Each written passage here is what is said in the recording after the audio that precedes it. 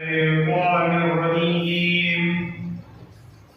بسم الله الرحمن الرحيم. حسبنا الله ونعم الوكيل ونعم المولى ونعم النصير.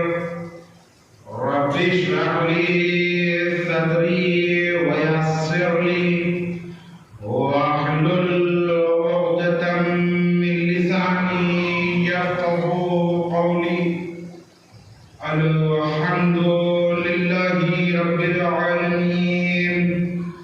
الصلاة والسلام على سيد الأنبياء والمرسلين سيدنا ونبينا وشفيع ذنوبنا والطبيب نفوسنا وحبيب قلوبنا مولانا ومولى الثقلين ولي الدارين إمام القبلتين جد الحسن والحسين بالقاسم محمد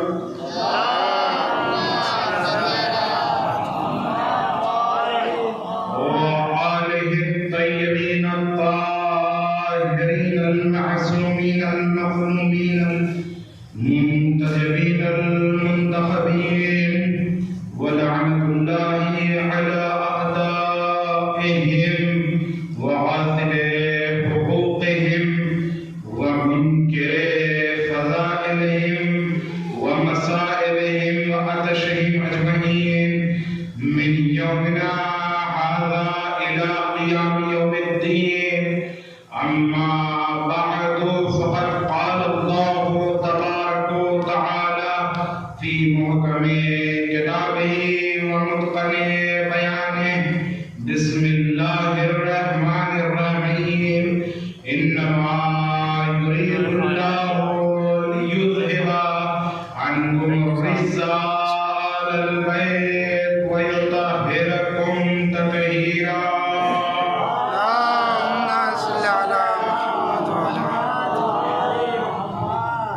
عزیزان گرامی، مرحم داران سید الشہداء، غمخواران سرکار مظلوم کربلا، دوستداران اہل بیت علیہم الصلاۃ والسلام، موالیان مولائے متقیان،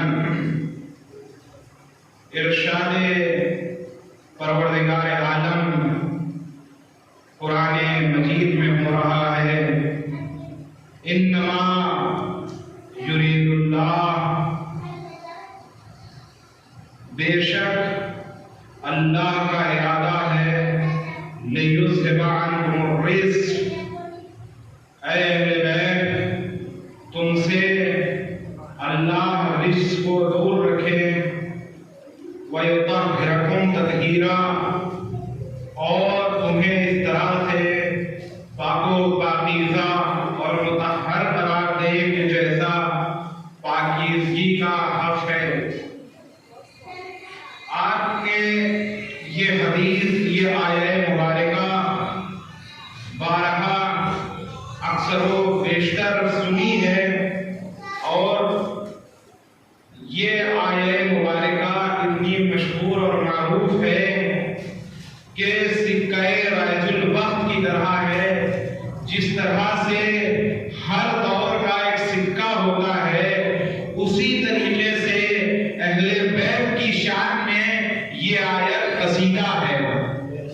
اور یہ آیت ہمارے ہاں جب حدیث قصہ پڑھی جاتی ہے تو اس میں آتی ہے، یعنی یہ آیت بچے کو، چھوٹے سے بچے کو، مسن ہو، کمسن ہو، نوجوان ہو، بوڑھا ہو، ہر انسان کو یہ آیت یاد ہے، اور کوئی انسان اس آیت کے یاد کرنے کا محتاج نہیں ہے، بلکہ اتنی سنی گئی ہے کہ ہم اس سے واقف ہیں۔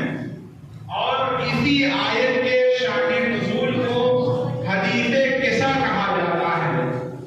ہم اور آپ یہ جانتے ہیں کہ حدیث قصہ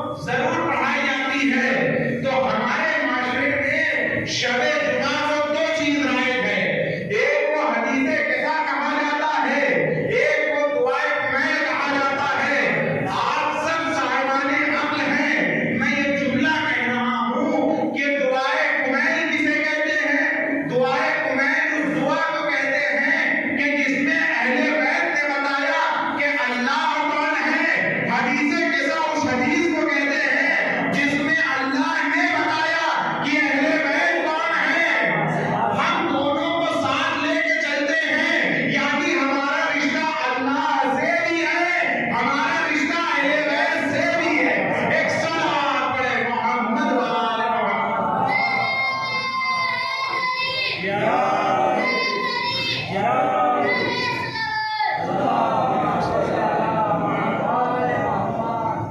یہاں دونوں کی تلاوت ہوتی ہے اور دونوں میں اہل بیت نے بتایا کہ پروردگار کو مانتے ہیں تو کس طریقے سے مانتے ہیں، اور اہل بیت کے لیے اللہ نے بتایا کہ اہل بیت کی کیا منزلت ہے، کیا مرتبہ ہے، کیا رتبہ ہے۔ عزیزو، قرآن مجید میں سورہ حمد سے لے کر سورہ بناس تک 114 سورتیں ہیں اور 6,500 آیتیں اللہ نے قرآن میں نازل کیا ہے، مگر یہ آیت تطہیر وہ آیت ہے کہ جس میں اللہ نے یہ واضح لفظوں میں کہا کہ اہل بیت کا کوئی برائی، کوئی عیب، کوئی نقص نہیں آ سکتا، اور کمال ہونے کی دلیل یہی ہے، کمال ہونے کی دلیل یہی ہے۔ آپ مثال کے طور پہ اگر ہمارے اندر کمال دیکھنا چاہتے ہیں تو آپ ہمارے روم پر آئیں گے اور آنے کے بعد سلام علیکم احوال پرسی کریں گے۔ اگر میں نے آپ سے سلام دعا اچھے سے کیا اور اس کے بعد آپ کے سامنے میں نے ادب سے آپ سے گفتگو کی، تو آپ دوسرے شخص سے جا کے کہیں گے کہ مولانا بڑے باادب ہیں، بڑے سلیقے والے ہیں، اچھے سے کلام بھی کرتے ہیں، اچھے سے ملتے بھی ہیں۔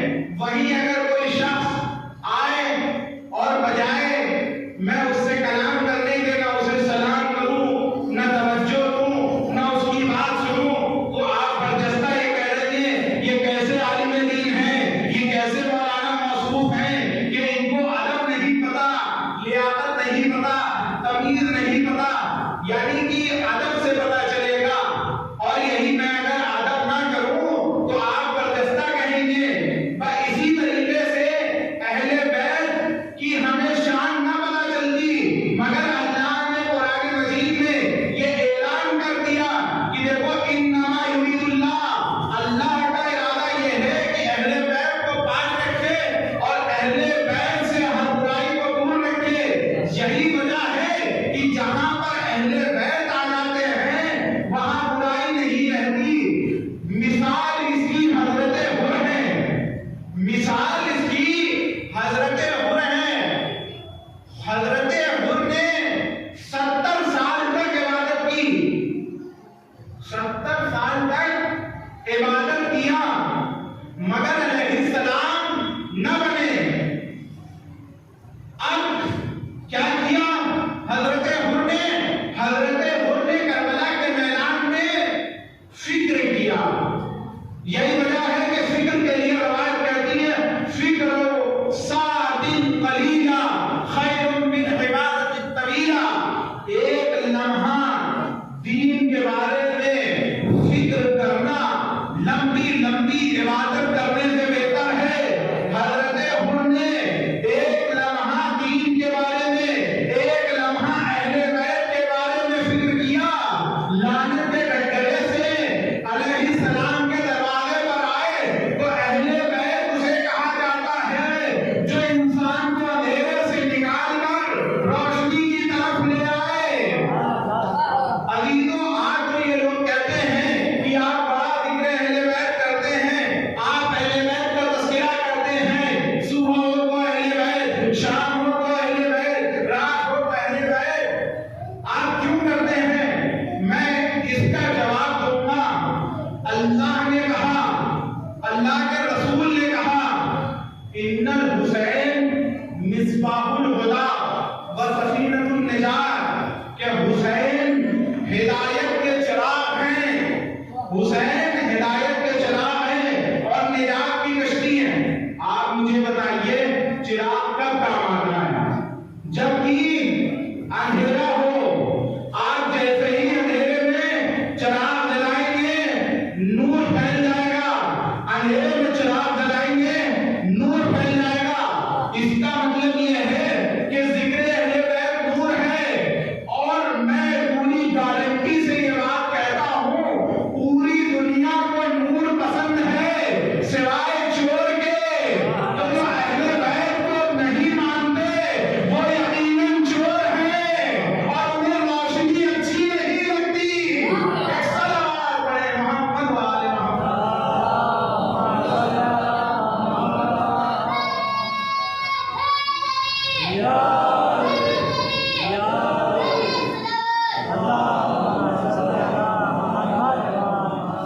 جو اہل بیت کے منکر ہیں، کیونکہ ان کے مزاج میں چوری شامل ہے، اس لیے وہ یہ چاہتے ہیں. چور کیا چاہتا ہے؟ چور تو یہی چاہتا ہے کہ اندھیرا رہے، کوئی دیکھنے نہ پائے اور ہم اپنا کام کر لے جائیں. تو جو اہل بیت کے منکر ہیں وہ اسلامی دنیا میں چور ہیں اور چاہتے ہیں کہ چوری کر لیں، مگر اللہ نے اہل بیت کے فضائل ایسے ایسے رکھے ہیں کہ زمانہ چاہ کر بھی نہیں لا پایا.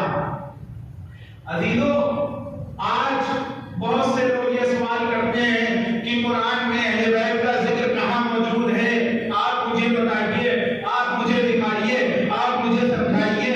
تو میں کہوں گا کہ قرآن کل کے جملے سے بات متصل کر رہا ہوں. قرآن جھوم کے پڑھنے کی کتاب نہیں ہے. قرآن مطلب وہ سمجھ کے جھومنے کی کتاب ہے، وجدانی کیفیت کا نام ہے.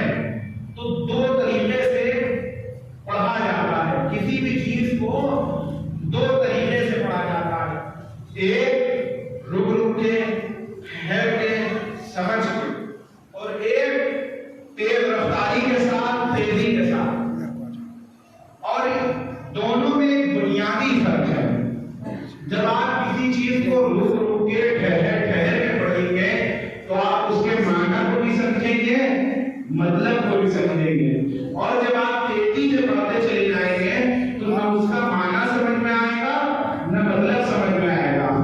یہی وجہ ہے کہ ہم بھی سفر کرتے ہیں، آپ بھی سفر کرتے ہیں. سفر دو طرح سے ہوتا ہے، ایک پیسنجر ٹرین اور ایک سپر فاسٹ ٹرین. آپ پیسنجر ٹرین سے سفر کریں گے، مثال کے طور پہ آپ کو سہارنپور سے لکھنؤ جانا ہے. اگر آپ پیسنجر ٹرین سے سفر کریں گے تو آپ کو یہ پتا چلے گا کون سا اسٹیشن کس مقام پہ آیا، کون سی جگہ کہاں پڑی، کون سا مقام کب آیا، یہ چیزیں یاد رہیں گی. اور وہی آپ سپر فاسٹ ٹرین سے چلے جائیں تو آپ کو یہ نہیں پتا ہوگا کہ میرٹھ کب آیا اور مظفر نگر کب آیا، کب چلا گیا. اس طرح سے دوسرے علاقے کب آئے، کب گزر گئے، نہیں پتا چلے گا. ایک آرام سے گئے تو آپ کو پتا چلا کہ کون سا مقام کب آیا، اور ایک تیزی سے چلے گئے تو نہیں پتا. اسی لیے اللہ نے سورہ مزمل میں کہا وَرَتِّلِ الْقُرْآنَ تَرْتِیلًا. ایک انسان تم قرآن کو پڑھو مگر ٹھہر ٹھہر کے. یہی وجہ ہے کہ جو قرآن ٹھہر ٹھہر کے پڑھتے ہیں انہیں اہل بیت کے فضائل دکھ جاتے ہیں، انہیں اہل بیت نظر آتے ہیں. اور جو قرآن تیزی سے پڑھتے چلے جاتے ہیں انہیں نہیں پتا. یہی وجہ ہے کہ قرآن ہم نے ٹھہر کے پڑھا تو پتا یہ چلا آیہ بلغ علی کا قصیدہ، آیہ ایمان علی کا قصیدہ، آیہ نبا علی کا قصیدہ، آیہ ولایت علی کا قصیدہ، سورہ حمد سے لے کر سورہ والناس تک علی کا قصیدہ. جملہ کہلاؤ پورے قرآن میں کسی نہ کسی طرح سے میرے مولا کا قصیدہ موجود ہے، سوائے دو سوروں کے، سوائے دو سوروں کے. ایک کو سورہ کافر کا کافرون کہا جاتا ہے اور دوسرے کو سورہ منافقون کہا جاتا ہے. میں نے رسول کی بارگاہ میں دستے ادب جوڑا، یا رسول اللہ پورے قرآن میں علی کا قصیدہ ہے، کسی نہ کسی اعتبار سے یہ سورہ کافرون میں اور سورہ منافقون میں نہیں ہے. کیوں نہیں ہے؟ اے اللہ کے نبی آپ بتا دیجئے. آواز آئی اے انسان تو سن لے، علی سے ہر کوئی محبت کرے گا سوائے کافر کے، سوائے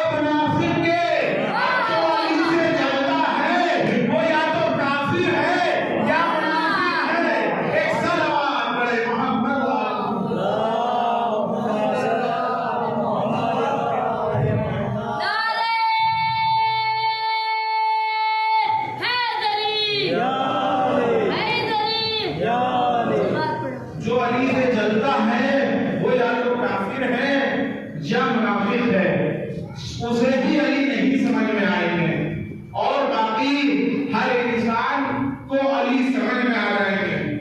آج بہت سے لوگ یہ کہتے ہوئے نظر آتے ہیں کہ آپ نے علی کو اتنا بڑھا دیا ہے، علی کا ذکر آپ کرتے ہیں، تو میں یہ کہتا ہوں کہ علی کا ذکر کرنا ہم پہ لازم ہے، اس لیے کہ قرآن میں بھی علی ہے، حدیث میں بھی علی ہے، تاریخ میں بھی علی ہے۔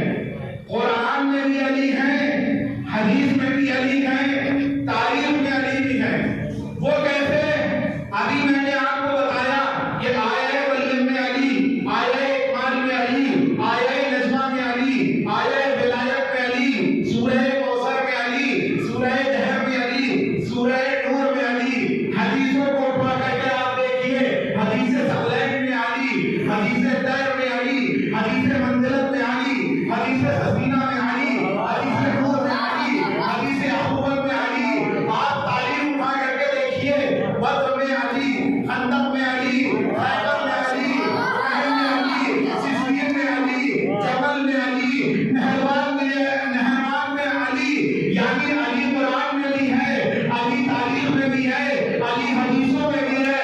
اسی وجہ سے شاعر نے کیا خوب کہا کہ دونوں جوان دیکھے ہیں تو ہی جہان میں، دو ہی جوان دیکھے ہیں دونوں جہان میں، دو ہی جوان دیکھے ہیں دونوں جہان میں۔ صفین میں علی، نہروان میں علی۔ ایک صلوات پڑھے محمد وآل محمد پر۔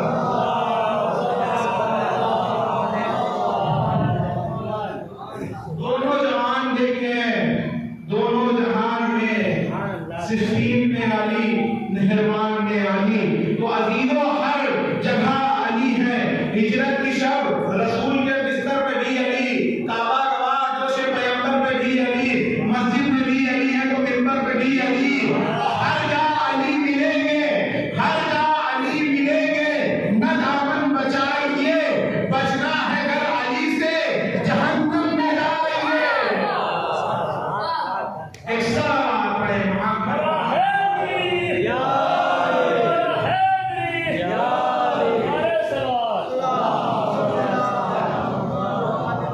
عزیزوں تو علی ہر جگہ پہ ہے، اور علی کا ذکر روشنی کا ذکر ہے، حسین کا ذکر روشنی کا ذکر ہے۔ یہی وجہ ہے کہ اللہ نے اہل بیت کا قصیدہ آیہ تطہیر میں پڑھا، اور کس طرح سے پڑھا؟ انما، لفظ انما رکھا، انما یرید اللہ، بے شک اللہ کا ارادہ ہے، لفظ انما رکھا۔ دیکھیے عربی ادب میں دو طرح کے لفظ ہیں، ایک انا ہے اور ایک انما ہے۔ انا بھی یقینی کے معنی میں ہے، انما بھی یقین کے معنی میں، مگر دونوں میں فرق ہے۔ اگر جملہ یوں کہا جائے ان البیت، تو یہ گھر ہے، مطلب یہ ہوگا ان البیت یہ گھر ہے، اور انما البیت یہ گھر ہے مگر اس کے علاوہ دوسرا کوئی اور گھر نہیں۔ بات اس طرح سے سمجھیے کہ اگر انا کے ذریعے بات کہی جائے تو صرف اس کے لیے مخصوص ہے، مگر انما کے ذریعے بات کہی جائے تو وہ اپنے غیر کی نفی کرتا ہے۔ اگر انما کے ذریعے انما سامع آپ لوگ سننے والے ہیں تو اس کا مطلب یہ ہے کہ صرف آپ ہی سننے والے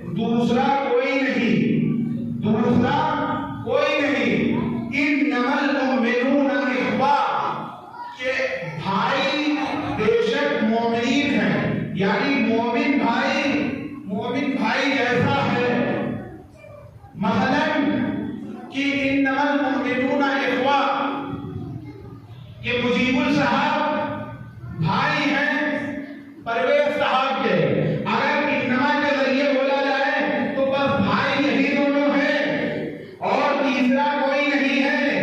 انما الہکم الہ واحد کہ اللہ ایک ہے، دوسرا کوئی نہیں ہے۔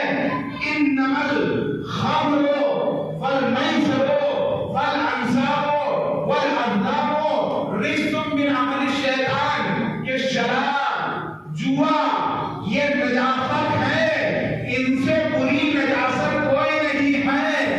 اب آیہ ولایت کو دیکھیے، انما ولیکم اللہ ورسولہ والذین آمنوا یقیمون الصلاۃ، کہ تمہارا ولی اللہ ہے، اس کے رسول ہیں اور علی ہیں، یعنی تیسرا اور کوئی اس کے علاوہ ولی نہیں۔ اب انما سے اہل بیت کا انما ملائیے، انما یرید اللہ کہ پاک و پاکیزہ چیزیں بہت ہیں مگر اہل بیت جیسا کوئی نہیں۔ یہی وجہ ہے عبادت بغیر حب اہل بیت بے فائدہ ہے۔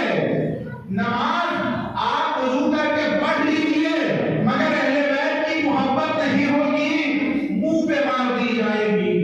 یہ میں نہیں کہہ رہا ہوں، عالم اہل سنت امام شافعی نے اپنی کتاب میں لکھا، یا اہل بیت الرسول من لم یصلی علیہ لا صلاۃ له، ایک اہل بیت رسالت جو تم پر صلوات نہ پڑھے اس کی نماز بیکار۔ ارے جب صلوات محمد اور آل محمد پہ نہ پڑھی جائے تو نماز بیکار ہو جاتی ہے۔ تو جس دن میں اہل بیت نہ ہو اس کی عبادت سے فائدہ کیا ہے؟ ایک صلوات پڑھے محمد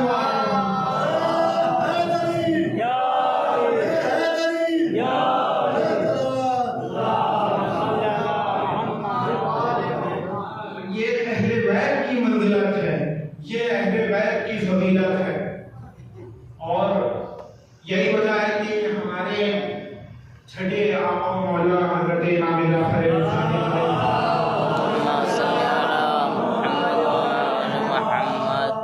کے صحابی ہیں، بہت مشہور صحابی ہیں، فضیل بن یسار۔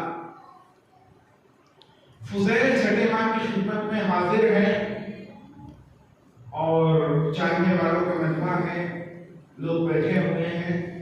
چھٹے امام نے فضیل سے سوال کیا، یا فضیل اتجلسون وتحدثون، اے فضیل کیا تم مجلس کرتے ہو؟ وتحدثون، اور کیا ہماری حدیثیں بیان کرتے ہو؟ فضیل نے کہا، قال فضیل نعم جعلت فداک، ہاں مولا میں آپ کی مجلس بھی کرتا ہوں اور حدیثیں بیان کرتا ہوں اور میرے ماں باپ آپ پر قربان ہو گئے۔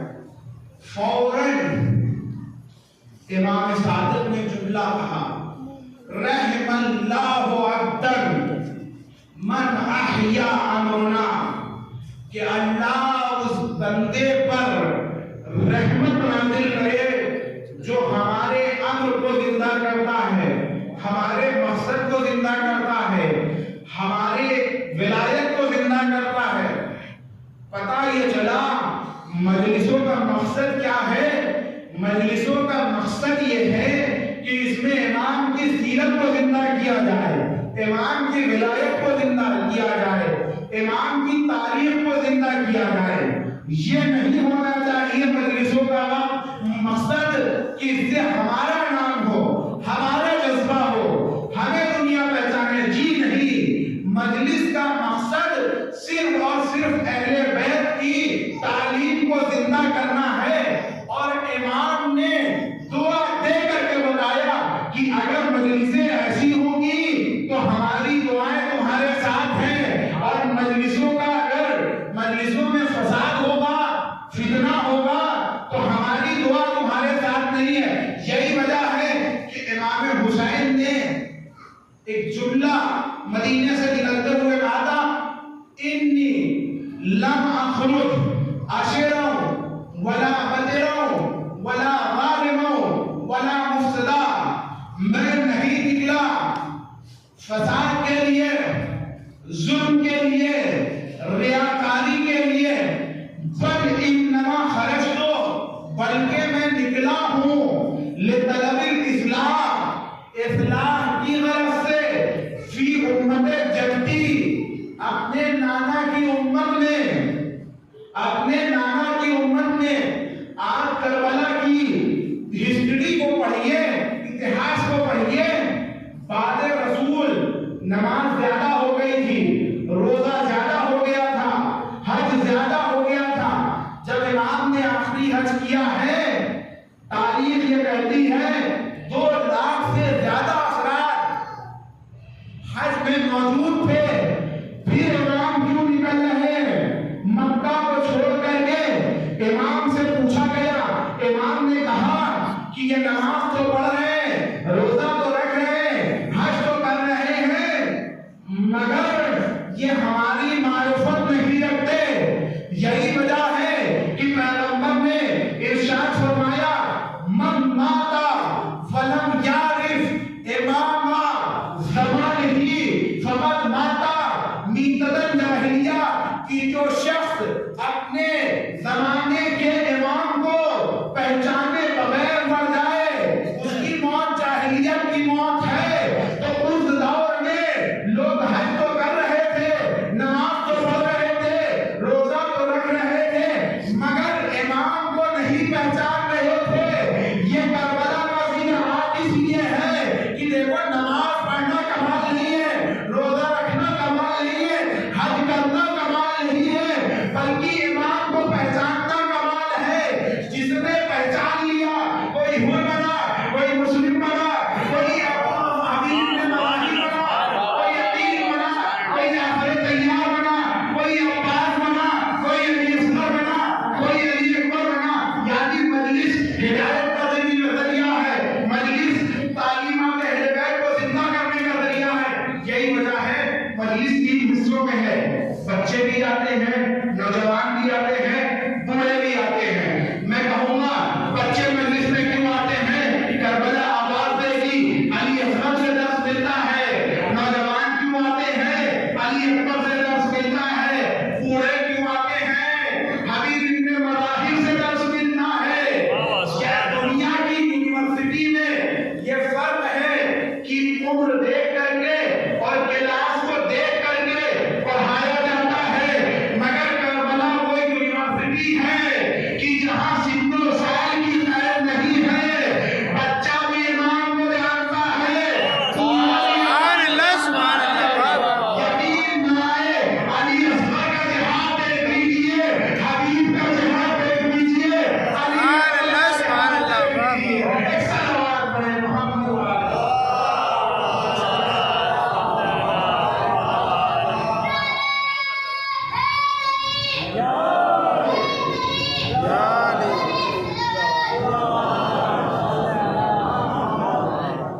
کیونکہ یہاں امینوں کی شرکت ہے، اور کربلا کا مقصد، کربلا کا ہدف صرف کربلا ان 3 حصوں میں مشتمل نہیں ہے، بلکہ ایک اس کی پاسبان ہے کہ جسے شریعت الحسین کہا جاتا ہے۔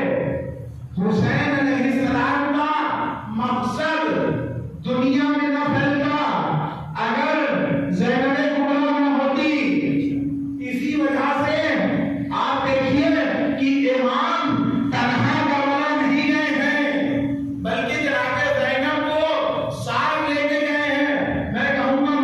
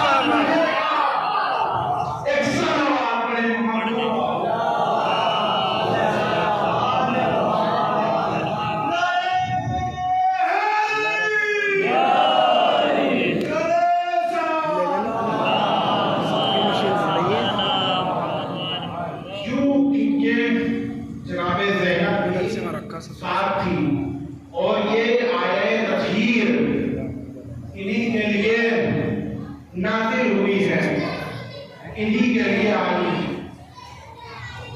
ہمارے اور آپ کے چھٹے آقا مولا کے دور میں ایک مفکر تھا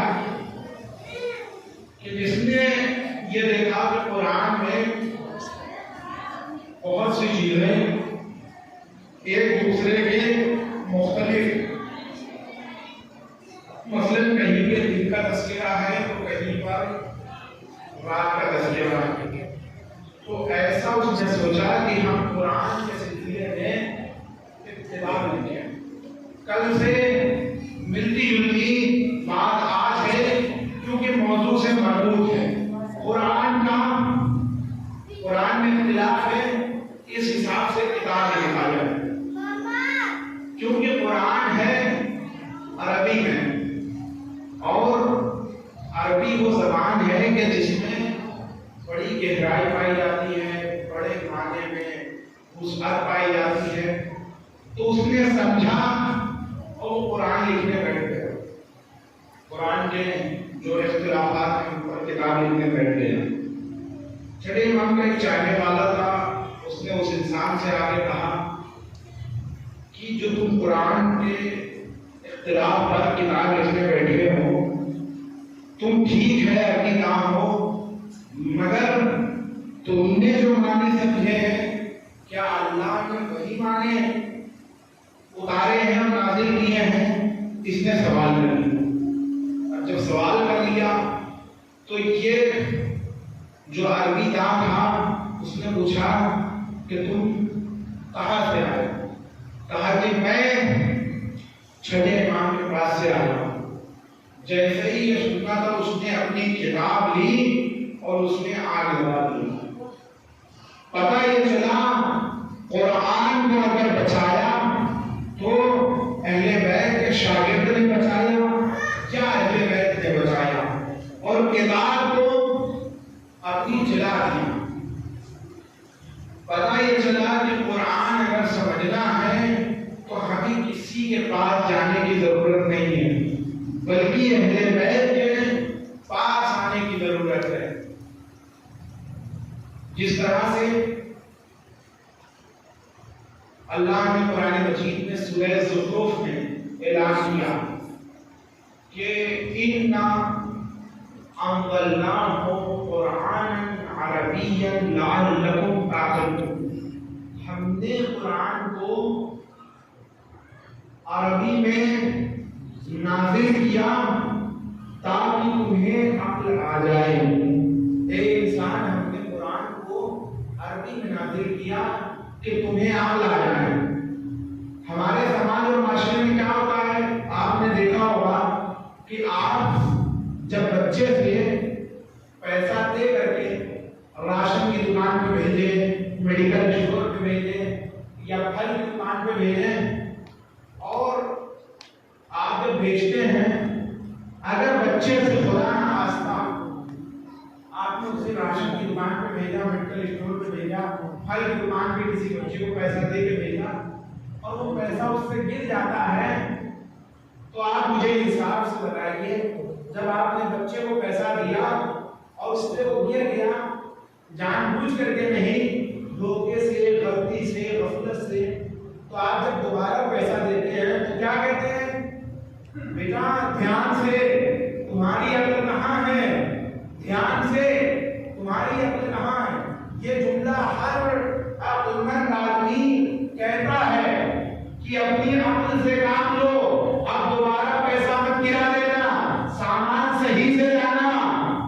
تو جس طریقے سے آپ کا یہ لہجہ ہے، سیم یہی لہجہ اللہ نے قرآن میں رکھا، اِنَّا أَنزَلْنَاهُ قُرْآنًا عَرَبِيًّا، کہ ہم نے قرآن کو عربی میں نازل کیا۔ کیوں؟ کیونکہ تمہاری عقل آ جائے، شاید تمہیں عقل آ جائے۔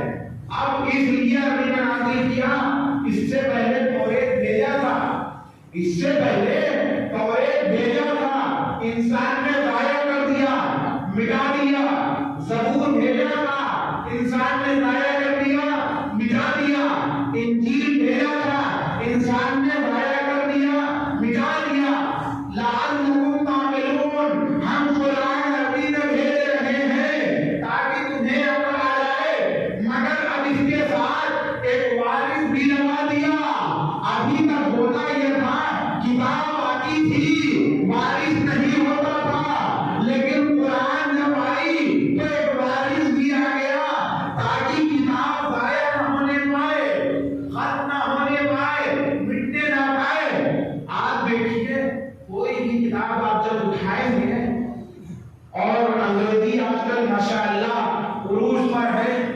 تو آپ جب کوئی بھی کتاب اٹھائیں گے اسکول کی تو اس میں انگلش میں لکھا آئے گا پریفیس، چاہے میتھ کی اٹھا لیں، ہندی کی اٹھا لیں، انگلش کی اٹھا لیں، سوشل کی اٹھا لیں، کوئی کتاب اٹھا لیں، کیمسٹری، بایو، جیوگرافی جو بھی اٹھا لیں، آپ ہر کتاب میں پریفیس آئے گا۔ پریفیس میں یہ لکھا ہوتا ہے کہ لکھنے والے نے جو کتاب لکھی ہے اس کا محافظ لکھنے والا موجود ہے اور اس کے چھپوانے کا حق بھی اسی پہ ہے، ہر کتاب میں ہوتا ہے۔ تو دنیاوی کتاب وہ ہے کہ جس کا محافظ ایک ہے، آسمانی کتاب وہ ہے کہ جس کا محافظ ایک نہیں ہے، بلکہ کسی زمانے میں علی ہے، کسی زمانے میں حسن ہے، کسی زمانے میں حسین ہے، کسی زمانے میں سید تاجدین ہے، کسی میں محمد باقر ہے، کسی میں جعفر صادق ہے، اور یہاں تک کہ حجت آخر ہے، اور وہ قرآن کو بچانے والے ہیں۔ تو ہمارا امام کل بھی زندہ تھا، آج بھی زندہ ہے، کل بھی زندہ رہے گا۔ تمہارے پاس نہ کل امام تھا، نہ امام ہے، نہ کل ہوگا۔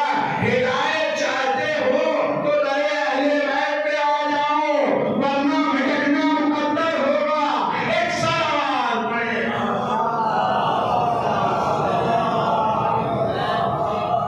نہیں عزیزان ایمان، ہم دیکھ رہے ہیں کہ کچھ لوگ مطلب میں متوجہ نہیں ہیں۔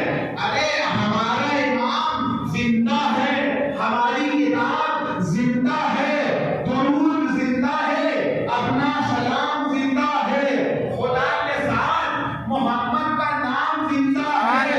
ہمارے پاس تو مردہ بھی ہم نہیں کوئی، ہمیں ہے فخر، ہمارا امام زندہ ہے۔ ایک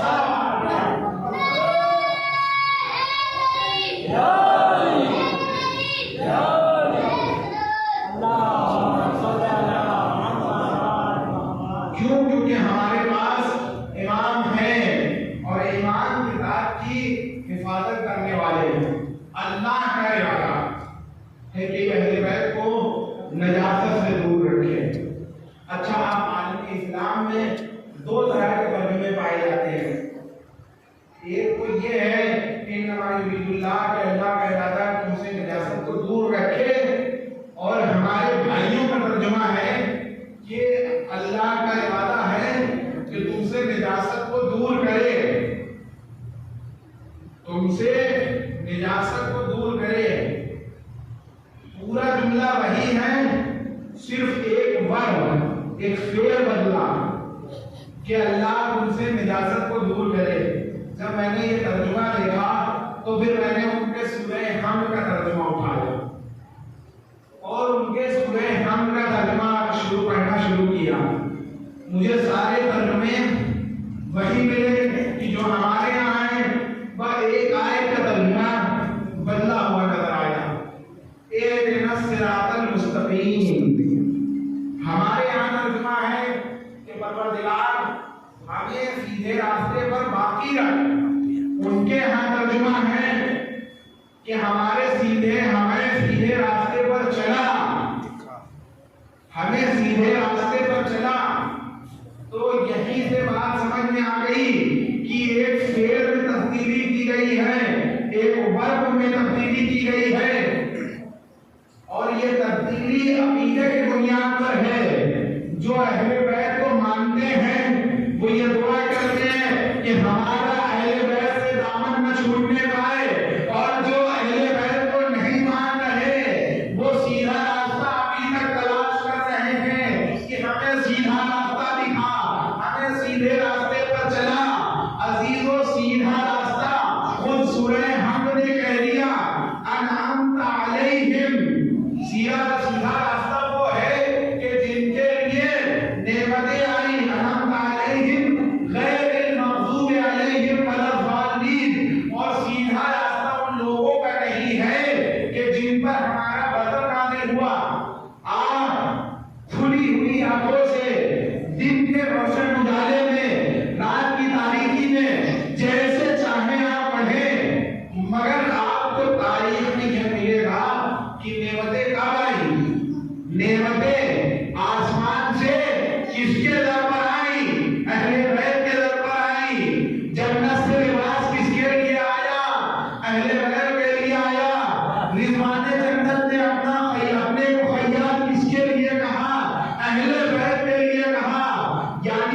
हमाम से खाना आना, जन्नत से कपड़े आना, ये किसी और के लिए नहीं है बल्कि अहले बैत के लिए है।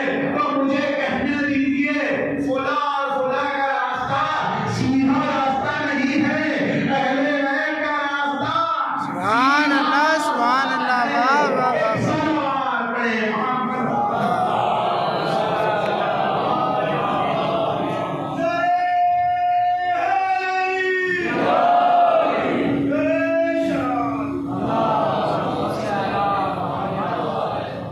वो सीधा रास्ता जो है वो अहले बैत का है और अहले बैत ही हमें बताई है। और जैसा कि माशाअल्लाह आप लोग सफर करते हैं और हमने भी सफर किया हुआ है। देखिए सफर में दो चीजें हैं, एक तो ये है कि मसलन आपको कहीं जाना हो, दिल्ली जाना हो, बॉम्बे जाना हो और हिंदुस्तान से निकल करके किसी दूसरे मुल्क जाना हो, तो जब आप सफर पे निकलते हैं तो आम तौर से ये होता है कि आप मशवरा करते हैं, चाहे घर वालों से हो, दोस्तों से हो, अजीजों से हो। एक इंसान जो होता है जब मशवरा करते हैं कि वो खाली रास्ता बताता है कि ऐसे ऐसे फला जगह गाड़ी मिलेगी, फला जगह रिक्शा मिलेगा, फला जगह ट्रेन, और तुम मंदिर पर पहुंच जाओगे। और उसी जगह पे जब आप मशवरा करते हैं तो दूसरा इंसान वो होता है कि काम तुम्हारा है, साथ हम देंगे। मतवज्जे हो जाइए, काम तुम्हारा है, साथ हम देंगे, जाना तुम्हें है, साथ हम चलेंगे। तो रास्ता बताने वाले और रास्ता दिखाने वाले, रास्ते दो तरह के हैं, एक रास्ता बताने वाला है, एक रास्ते पर ले जाने वाला है। दो चीजें हैं, कुरान है खामोश किताब, कुरान सिर्फ रास्ता बता सकती है, अहले बैत है बोलती हुई किताब, अहले बैत मंजिल पर पहुंचा सकते हैं। मुमकिन है आपको कोई रास्ता बताए कि मसलन नाई मजरा ऐसे आना है और आप लखनऊ से चले, भटक जाएंगे, भटकने का चांस है, इम्कान पाया जाता है, मगर वही अगर कोई आपको साथ ले करके यहाँ तक आए तो आप रास्ता नहीं भटकेंगे। तो खुद से जाने की कोशिश न कीजिए, बल्कि अगर जन्नत तक जाना है तो जन्नत के जो मालिक हैं उनका हाथ थाम लीजिए, वरना यहाँ भी मरेंगे वहां भी दोजख में जाएंगे। एक सलावत पढ़े मोहम्मद।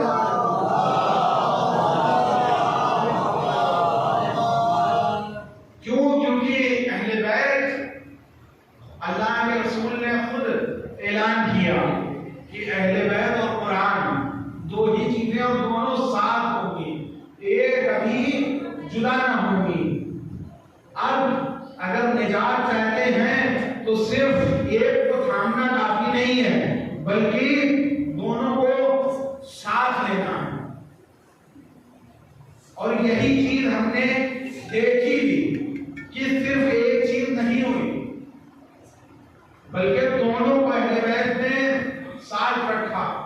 आज बहुत से लोग ये कहते हैं मौलाना साहब आप मुझे बताइए अदादारी अफजल है या नमाज अफजल है, अदादारी बेहतर है कि नमाज बेहतर है, अदादारी बेहतरीन रास्ता है कि नमाज बेहतरीन रास्ता है।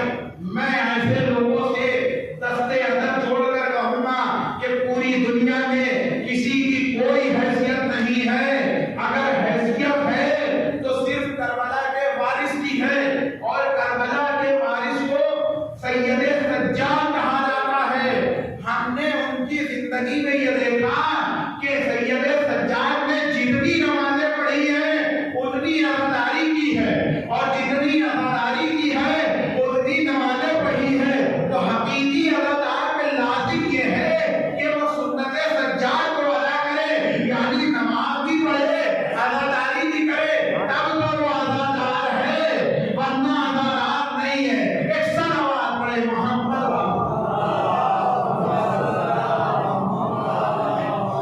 और यही वजह है कि आपने मोहतरम रज़ा सिस्वी का नाम सुना होगा।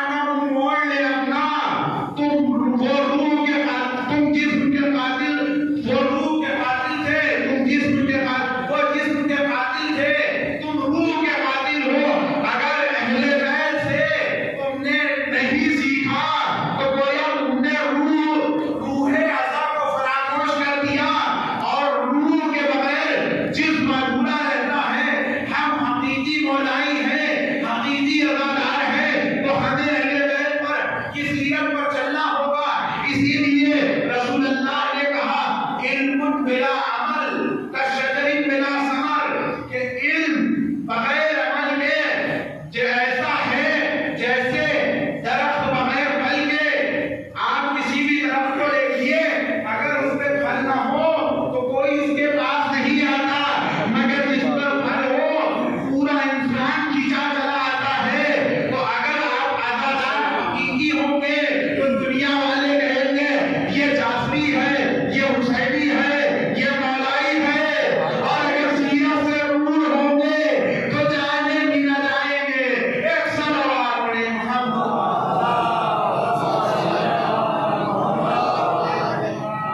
تو ہمیں ان کی ہی سیرت پر عمل کرنا ہے اور انہی سے درس لینا ہے۔ بعضیزو، جن اہل بیت کے اتنے فضائل و مناقب ہیں، ہم نے کیا دیکھا کہ بعد رسول انہی کے لیے زمانہ دشوار ہو گیا، زمانہ تنگ ہو گیا، اور انہی پر مصائب کے پہاڑ توڑے گئے۔ عزیزو، آج پہلی محرم آ گئی، ہماری آنکھوں میں اشکوں کے سیلاب آ گئے۔ کسی نے چھٹے امام سے پوچھا، مولا امام حسین تو 10 محرم کو شہید ہوئے تھے، آپ ابھی سے کیوں گریہ کر رہے ہیں؟ امام نے کہا تم نے انصاف نہ کیا۔ ارے جب فلک پہ محرم کا چاند نمودار ہوتا ہے تو ملائکہ حسین کی خون بھری قمیص کو آسمان میں لہراتے ہیں، اور ہمارے شیعہ اسے دیکھتے ہیں تو ان کی آنکھیں غمگین ہو جاتی ہیں۔ اور کیوں نہ ہو، ارے پسلیاں تھام کے زہرا نے دعا مانگی تھی تو ایک قوم اللہ نے پیدا کیا۔ میں کہوں گا اے بی بی، جب آپ نے خبر شہادت سنا تو آپ بے چین ہو گئی تھی۔ آئیے دیکھیے، کل سکینہ نہ رو سکی تو آج یہ بچیاں موجود ہیں۔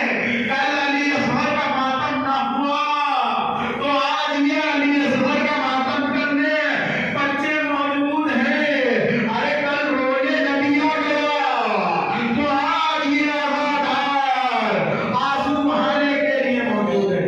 اجرکم اللہ، ارے اجرکم اللہ، خدا کوئی غم نہ دے سوائے غم حسین کے۔ عزیزو، حسین کربلا کے راستے پر ہے۔ حسین نے اپنا ایک سفیر کوفے میں بھیجا ہے کہ جسے مسلم ابن عقیل کہا جاتا ہے۔ کون مسلم؟ ارے حسین کے بھائی مسلم، یہ قید میں ہے، گرفتار کر کے لائے گئے۔ کسی نے کہا اے مسلم، تم نے امیر کو سلام نہیں کیا۔ مسلم نے کہا میرا امیر سوائے حسین کے کوئی نہیں۔ عزیزو، جو شہادت کے مناظر یہاں ہیں وہی مناظر کربلا میں ہے۔ مسلم گرفتار ہے، دارالامارہ پر لائے گئے۔ ارے مسلم نے تو ایک نماز ادا کی اور حسین کو دور سے کہا السلام علیکم یا ابا عبداللہ، کربلا کا رخ کر کے۔ آج ہم ہر نماز کے بعد جو دور سے سلام کرتے ہیں، یہ مسلم ابن عقیل کی سنت ہے کہ جو ہر ادائیگی ادا کر رہا ہے۔ کل مسلم نے نماز پڑھی، سلام کیا، ارے مسلم کا سر تن سے جدا کیا گیا، کربلا میں بھی سر تن سے جدا ہوا۔ کیوں نہ ہوگا؟ ارے مسلم تمہیدِ کربلا ہے، مسلم کا جسم کوفے میں گرایا گیا، حسین کا جسم بھی کربلا میں۔ عزیزو، اب جیسے ہی مسلم نے آخری سلام کیا، ہوا نے یہ پیغام امام تک پہنچایا۔ امام نے شہادت مسلم کی خبر سنی۔ اب مسلم کی بیٹی کہ جس کا نام حمیدہ تھا، امام کے